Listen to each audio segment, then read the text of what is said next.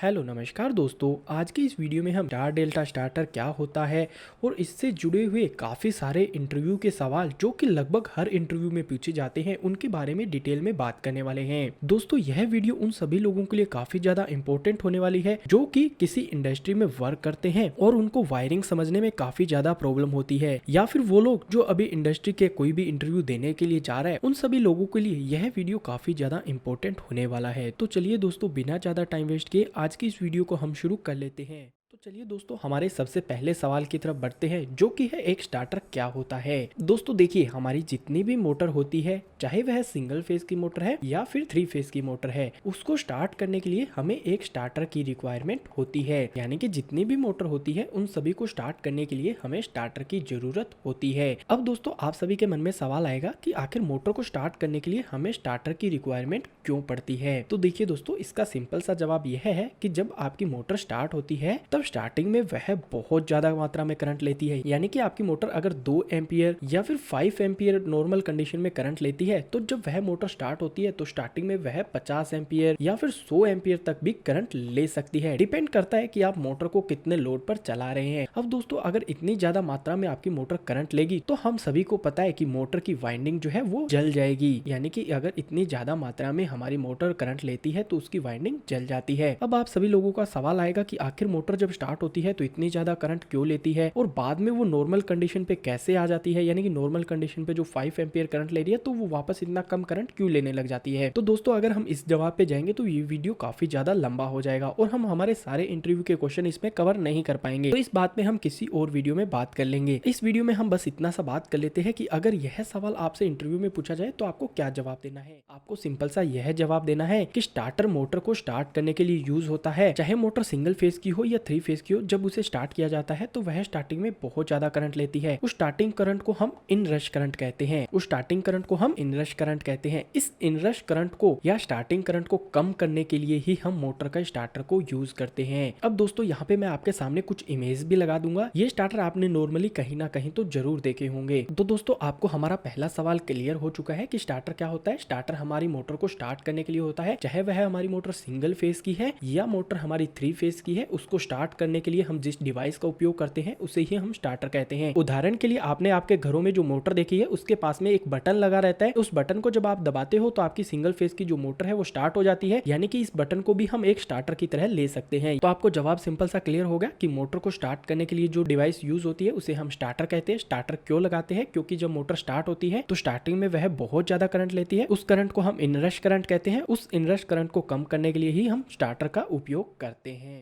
अब दोस्तों हमारे पास में हमारा दूसरा सवाल आता है कि स्टार डेल्टा स्टार्टर क्या होता है। तो दोस्तों जैसा हमने जाना कि मोटर को स्टार्ट करने के लिए हम स्टार्टर का उपयोग करते हैं, तो ये स्टार्टर भी बहुत सारे प्रकार के आते हैं। जैसे कि सिंपल उदाहरण से बताऊं तो हमारा नॉर्मल स्टार्टर होता है DOL स्टार्टर। अगर हम DOL स्टार्टर के फुल फॉर्म की बात करें तो वो होती है डायरेक्ट ऑनलाइन स्टार्टर। यानी कि हमारी जो छोटी मोटर होती है, यानी कि लगभग 5 किलोवाट से जो छोटी मोटर होती है, उनको हम डायरेक्ट सप्लाई देके कॉन्टैक्टर के थ्रू स्टार्ट कर लेते हैं। इसीलिए इसे हम डायरेक्ट ऑनलाइन स्टार्टर भी कहते हैं। दोस्तों आपको सिंपल सा समझ में आ गया कि डायरेक्ट ऑनलाइन स्टार्टर का क्या मतलब है। यानी कि हमारे पास में जो RYB की सप्लाई आती है वो डायरेक्ट ही हम कॉन्टैक्टर को यूज करके एक मोटर को दे देते हैं। इसीलिए हम इसे डायरेक्ट ऑनलाइन स्टार्टर कहते हैं। अब दोस्तों सवाल ये आता है कि आखिर स्टार डेल्टा स्टार्टर क्या होता है। तो हम जो मोटर को सप्लाई देते हैं तो वो अब डायरेक्ट ना देकर हम पहले मोटर को सप्लाई जो देते हैं वो स्टार में देते हैं और फिर हम देते हैं डेल्टा के अंदर। अब ये स्टार और डेल्टा क्या होता है वो हम आगे वीडियो में समझ लेंगे कि आखिर स्टार क्या है, डेल्टा क्या है। अभी के लिए आपको बस इतना सा ध्यान रखना है कि स्टार डेल्टा स्टार्टर के अंदर हम मोटर को डायरेक्ट सप्लाई नहीं देते, पहले हम स्टार कनेक्शन में सप्लाई देते हैं, उसके बाद में हम जो है उसको डेल्टा कनेक्शन के अंदर सप्लाई देते हैं। दोस्तों अगला हमारा सवाल आता है कि आखिर स्टार डेल्टा स्टार्टर का उपयोग हम कब करते हैं। तो दोस्तों आपको इतना सा ध्यान रखना है कि अगर हमारी मोटर का ऑपरेशन जो है वो बार बार हो रहा है, यानी कि मोटर को हर 5 मिनट में आप बंद कर रहे हो, फिर 5 मिनट में आप उसको चला रहे हो, फिर 5 मिनट बंद कर रहे हो, फिर 5 मिनट चला रहे हो, यानी कि उसके ऑन ऑफ होने की टेंडेंसी ज्यादा है, ज्यादा बार उसको ऑन ऑफ किया जा रहा है, उस केस में हम स्टार डेल्टा स्टार्टर का उपयोग करते हैं अगर वह मोटर 5 किलोवाट से बड़ी है। हो सकता है कि कई केसेस में हमारी 10 किलोवाट की मोटर पे भी आपको ड्यूल स्टार्टर देखने को मिल जाए। अगर यह हमारी मोटर को बार बार ऑन ऑफ नहीं किया जा रहा, यानी कि इसको एक हफ्ते में सिर्फ एक ही बार चलाया जा रहा है, वो भी 5-7 मिनट के लिए, तो उस केस में हम ड्यूल स्टार्टर का भी उपयोग कर लेते हैं। तो दोस्तों अगर यह सवाल आपसे इंटरव्यू में पूछा जाए तो आपको इंटरव्यू को सिंपल सा जवाब देना है कि सर हमारी मोटर की अगर रेटिंग 5 किलोवाट से बड़ी है तो उस केस में हम स्टार डेल्टा स्टार्टर का उपयोग करते हैं। लेकिन अगर हमारी मोटर का ऑन ऑफ का ऑपरेशन इतना ज्यादा नहीं है, यानी कि हफ्ते में या महीने में सिर्फ एक बार मोटर को स्टार्ट किया जा रहा है और मोटर की रेटिंग लगभग 10 किलोवाट से कम है, तो उस केस में हम ड्यूल स्टार्टर का भी उपयोग कर लेते हैं। लेकिन अगर हमारी मोटर का ऑपरेशन बढ़ गया है या फिर उसको बार बार ऑन ऑफ करना पड़ रहा है तो उस केस में हम जो है स्टार डेल्टा स्टार्टर का उपयोग कर लेते हैं।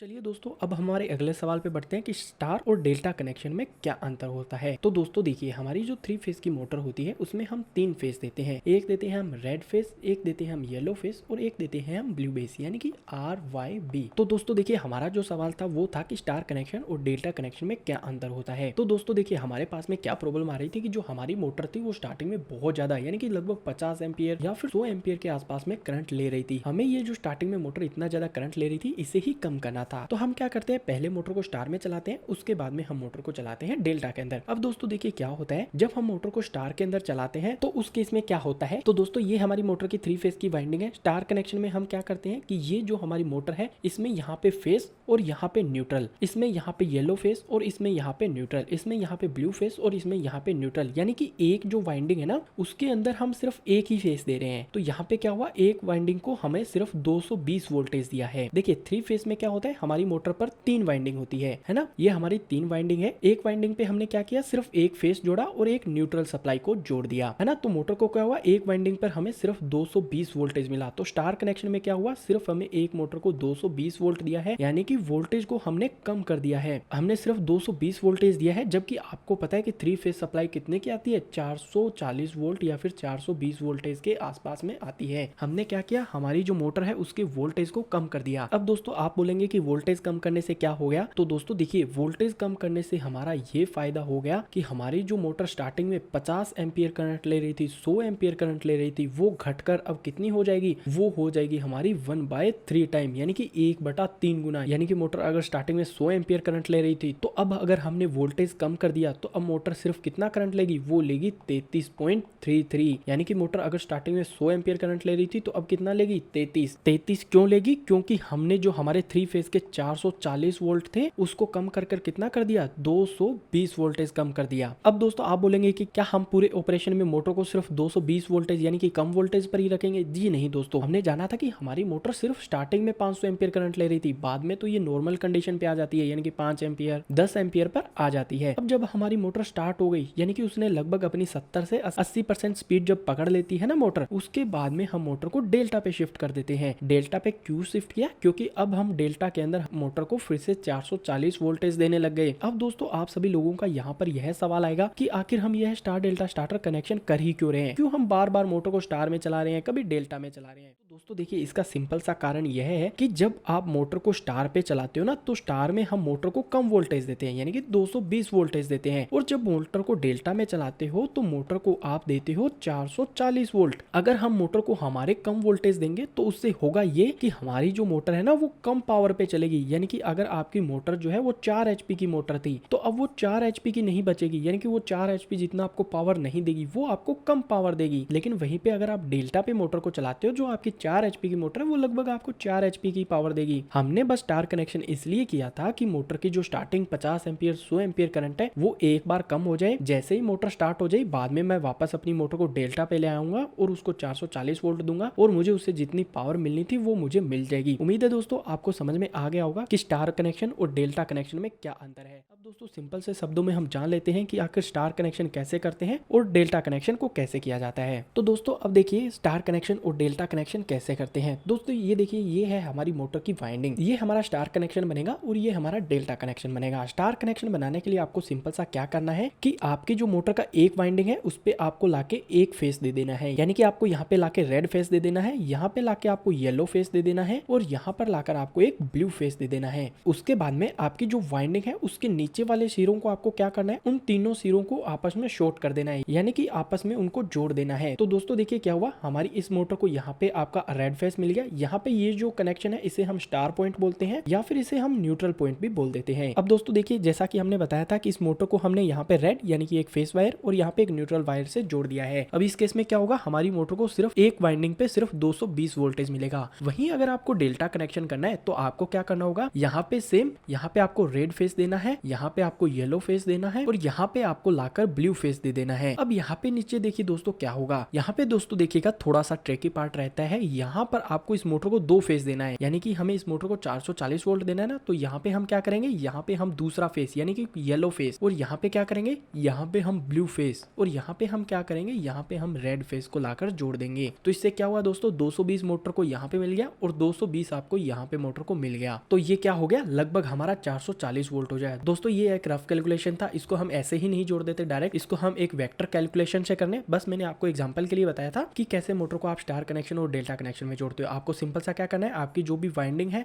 अगर आपको मोटर को स्टार कनेक्शन में जोड़ना है यानी कि इस मोटर को सिर्फ 220 वोल्टेज देने हैं तो एक यहाँ पे आप फेस जोड़ दोगे, यहाँ पे आप न्यूट्रल जोड़ दोगे। लेकिन अगर आपको मोटर को 440 वोल्टेज देना है तो आप क्या करोगे, इस वाइंडिंग के कनेक्शन पे आप फेस वायर दोगे और इस वाइंडिंग पे आप दूसरा फेस लाके जोड़ दोगे। तो दोस्तों उम्मीद है आपको यह वीडियो पसंद आई होगी। अगर आपको इस वीडियो से कुछ भी सीखने को मिला है तो हमें एक कमेंट करके जरूर बताइएगा। तो दोस्तों मिलते हैं अगली वीडियो में नई इन्फॉर्मेशन के साथ, तब तक आप हमारे चैनल को सब्सक्राइब करके रख सकते हैं। आज के लिए बस इतना ही, धन्यवाद।